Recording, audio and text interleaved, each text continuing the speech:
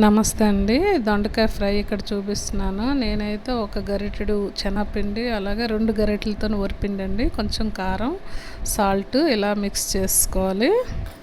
ఇదిగోండి ఇలా ఒక ప్లేట్లో మిక్స్ చేసుకోవాలి. ముందే నానబెట్టుకోవాలండి. ఉప్పు, కారం, పసుపు వేసి కొంచెం ఆయిల్ వేసి 1 అవర్ ఇలా పెట్టి సైడ్ చేసి తర్వాత పిండి వేసుకోవాలి.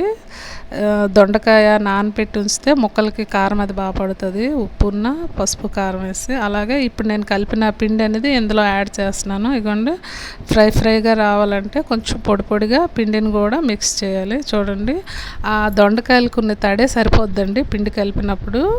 చూడండి బాగా ఫ్రైగా వస్తాయి ఇలా చేసుకుంటే. నేనైతే ఇలా ట్రై చేశానండి, చాలా బాగా వచ్చాయి నాకైతే. చూడండి ఇంకా డ్రైగా రావాలంటే కొంచెం పిండి పైన చల్లి ఇలా వేసుకోవాలి. అలాగైతే ఇంకా ఫ్రైడ్గా వస్తాయి. చూడండి ఎంత క్రిస్పీగా ఫ్రైగా వచ్చాయో. అలాగే సాస్తో సర్వ్ చేశాను నేను ఇక్కడ. చూడండి నా వీడియో కానీ నచ్చితే లైక్ చేయండి, షేర్ చేయండి, సబ్స్క్రైబ్ చేయండి. అలాగే లింక్ కూడా డిస్క్రిప్షన్లో పెట్టానండి, మిగతా వీడియోస్ కూడా చూడండి. అలాగే ఈ దొండకాయ ఫ్రై కూడా నచ్చిందని అనుకుంటున్నానండి. నేనైతే ఇలా ట్రై చేశాను, మీరు కూడా ఒకసారి ట్రై చేయండి. అలాగే లాస్ట్లో పెప్పర్ పొడి యాడ్ చేశానండి, కొంచెం మిక్స్ చేశాను బాగుంటుందని కారంగా. Thank you for watching.